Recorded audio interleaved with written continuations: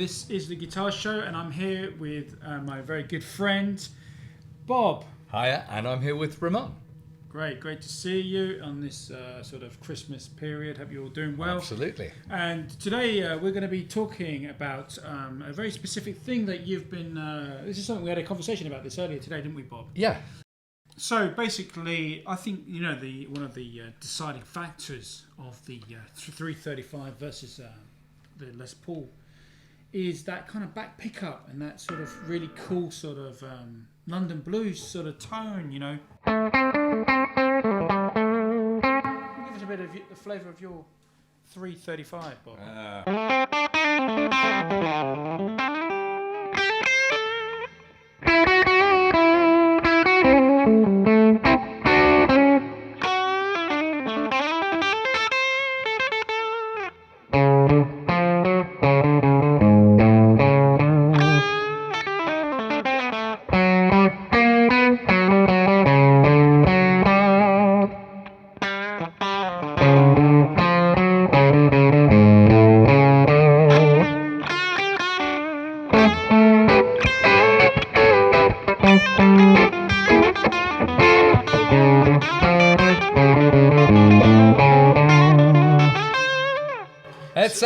Etc. So, well, but remember, I mean, a lot of that blues was recorded on amps that were, I mean, it's mainly Marshalls. Yeah, that one, the full tilt, but we've got the Full Mystics. We've got the Mystics on the overdrive channel. On the overdrive channel, but the Mystics are a bit darker, a bit more well-mannered. Yeah, they are. Yeah, but you know, you can more sophisticated. Yeah, but what I want to see, because the 335 has got a centre block, right? Yep. Yeah. Mm. And this is, you know, obviously solid. It's a solid centre. So can it kind of, and these are from how that's 1960, right? This is 59 and 59? That's 58. So one year these should sound the same. Well, yeah, but no. I mean, you've got a lot of other stuff going on. You know, this is still, you know, may have a solid block. This is chambered. When you play this guitar at any volume, when you gig it, you can feel the air pumping out of this hole into your wrist. It feels fantastic. Yeah. Whereas that guitar doesn't do that. Yeah. That guitar has more sustain. Bursts are famous for this. So let's just try. Should we just try that then? Let's go on the neck pickup. Okay, and let me play a note, and then you can play a note. Yeah. I don't know. You know, I guess it's the amps. The amps they're both Mystics. The same.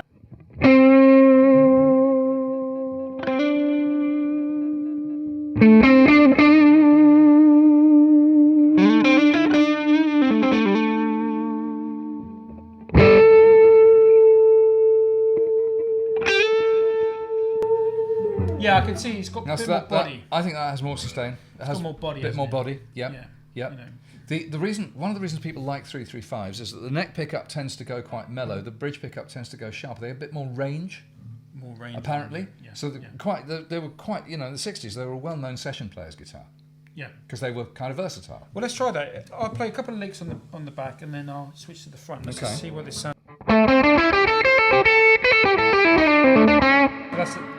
That's the back. This is the front.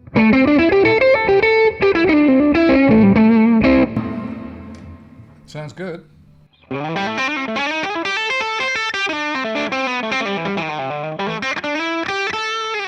Okay, that's the back. This is the front.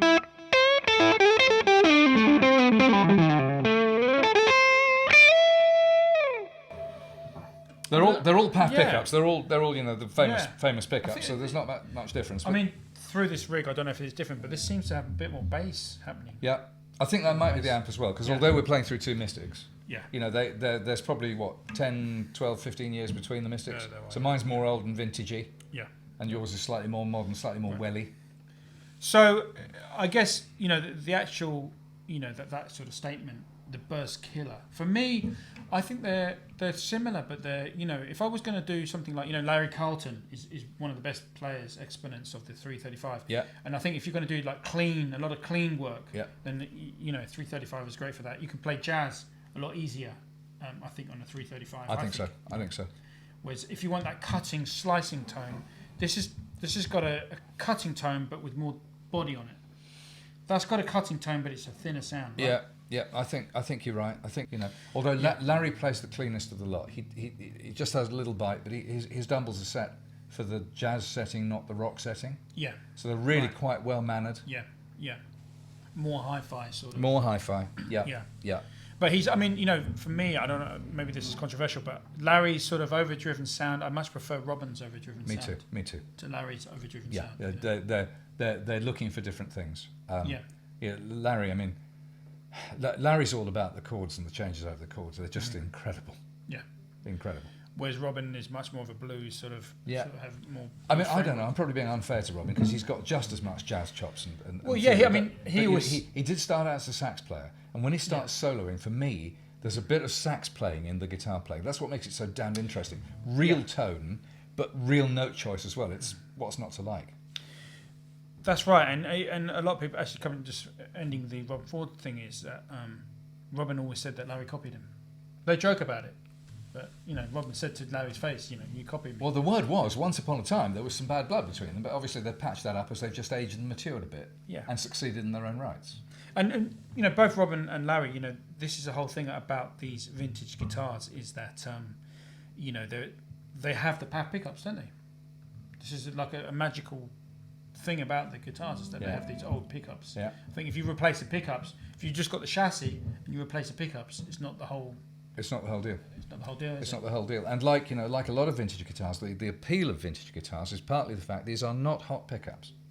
I mean, yeah, these are humbuckers, so they're fatter than a Strat pickup, sure, but they're not hot. They're not huge output pickups. I mean, you know, a modern humbucker will have anything up to twice the output of these things. It'll drive any amp into submission. Yeah, and this is something that the first thing you want to do when you get hold of one of these, especially this Les Paul here, is that I want to put it on 8. I don't want to put it on 10. Yeah. You know, you kind of like want to back it off a little bit. Yeah. You know, and just give it. Again, I don't know what I'm talking about, but listening to his playing, I'll swear that Bonamassa plays his guitars mostly on around 8. Right. There's something about the way the part of the sound he gets, it's almost like the amp is trying to suck the tone out of the guitar. Yeah. And it can't do that if the guitar's giving it the full fire hose at 10. No. Right? No, you're right. I just think I might be completely wrong, but something, you know, because because I'm lucky enough to play those kind of guitars, I'm kind of thinking if I want to get those kind of tones, it's probably off 8 on the guitars, not on 10. Yeah, I mean, you've got experience, and for me, on my pickups, which are new on my guitar, which is I've got a modern copy, I ride everything on 10. But as soon as I get into these PAFs, I want to be on 8. So I think there's something to be said for that, you know. And also, of course, hovering around 7 or 8 gives you, you know, with working with the amp, it gives you that more like, you know, just that little edge of fizz and stuff, you know. Yeah. So let's just talk about because the great thing about Les Paul is it's a great guitar to bend strings on.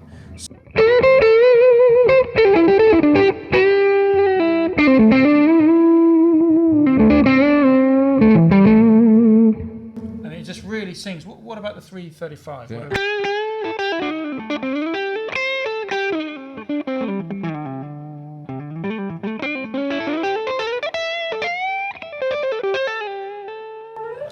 Because of all the blues guys. It feels like slightly hard work. Yeah. And that takes us into a whole other area of mysticism, right? Which is, and this applies to Les Pauls as well as 335s.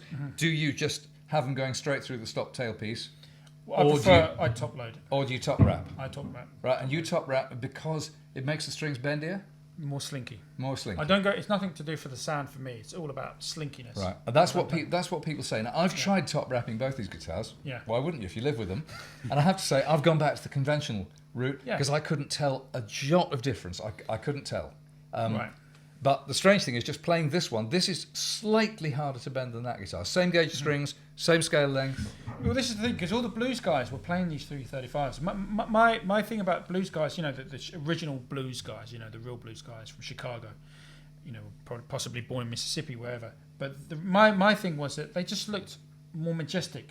You know, these, you know, some of these guys were pretty big guys, over 6 foot tall. They were big. You know, and Freddie King, Albert King. Yeah. And they wanted a guitar that looked cool, like a Cadillac. You know, they wanted something.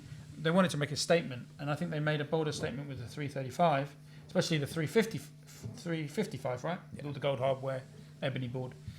And so that's why a lot of these blues guys like B.B. King played those guitars, rather than a small sort of guitar that looked a bit silly like this.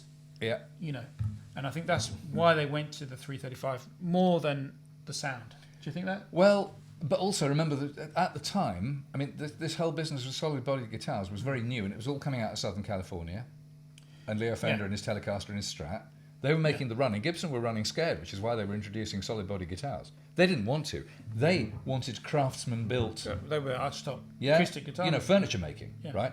And these things, at that time, through the eyes of the 1950s, these things definitely looked like a more mature, grown-up, considered, refined, words like that. Yeah, smarter. Yeah. They look very good on those big king guys, right, who quite often they used to perform in suits. They look really good in front of a suit. It was a more regal sort of... A bit more formal. Whereas a scruffy guy from London, young scruffy guy. With bad teeth. Yes. And would just pick up one of these, But I mean, that's not to say that. I mean, Muddy Waters had a gold top, Well, and of course, so Freddie King had a gold top before he went on to the... which we're going to do in another video, and we're going to talk about that. But yeah, so the 335 has got it's a whole world, the world of 335, and some players, I know a lot of players that their whole life is on a 335. Oh yeah, and they wouldn't go near a Les Paul. No, I have to say, even now, I mean, owning the two, this feels like a slightly more serious instrument, right, to hold and play than that does. Now that might be heresy. No, because guitar the price of a house. Well, look at the neck. The neck. Is there any difference in the width? Yes, there is. Well, there's difference because that's a 58. This is a 59. Right. Okay. So that neck is a big C shape. This is the slightly flattened C to a D. But what about the width? Width is much the same. It's just the profile change. But this, therefore, that feels big. This feels slightly slicker. If you go to 1960, these guitars got really quite flat and fast. Which is fine, because if you're playing jazz and you want to do some bebop, Yeah. Or you're doing the session, whatever, and even cowboy chords on it, it's a versatile instrument. Yeah, it is. It is. Whereas this was, I think you could say that this, in a way, is a less versatile instrument than a 335. I think history might have shown that people use this for a particular trick. It happens to be the best trick in the damn book. Yeah. Right? But they tend to use a burst for... They're in a zone, whereas this thing has travelled further to the left and to the right, I think, in recorded history. But the question is this what people call it? Is a 59-335 a burst killer? You know what? I don't think it is. I don't. I don't, because if you're playing something like...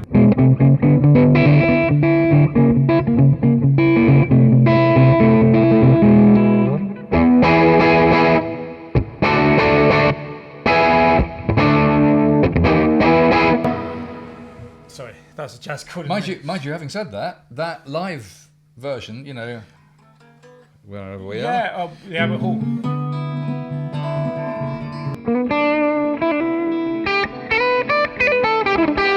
But that was played on a 335. Yeah. Well, a 63. A 63, which was like the worst video concert ever at the Royal Albert Hall. Great guitar, great player. Terrible video. True.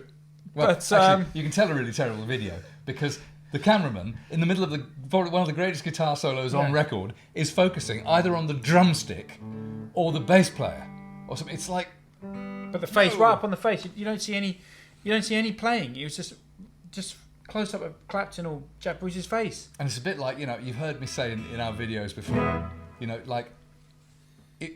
if you want to hear a guitarist, a great guitarist, listen to them play guitar. Do not interview them about their politics because they're really boring. That's another video. They're really boring. Likewise, don't photograph their face. The interesting shit is coming out of these and going into these. So there was a misconception. I mean, I brought this up before, but there is a misconception amongst the guitar community that this song here was played on a 335 on that famous live recording.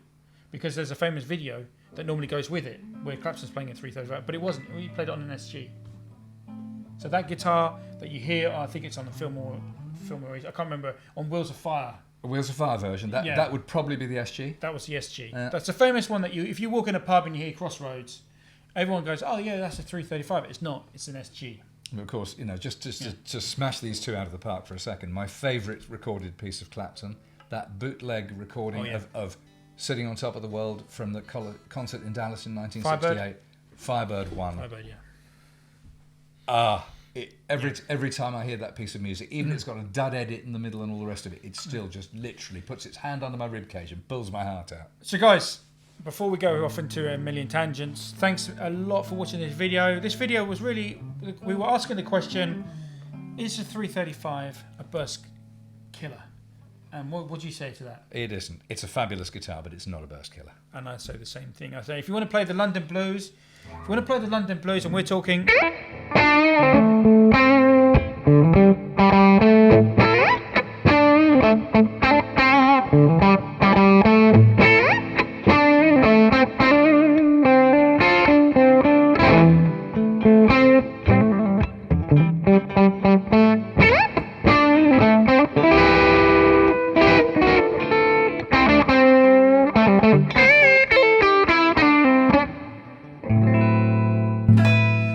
play the London Blues, we're here in London and we got the blues. If you want to play those London Blues, you need one of these, yeah, or something like it. I don't think two men holding so many hundreds of thousands of dollars of stuff can talk about the blues. We got the I don't think we have we don't have any credibility here.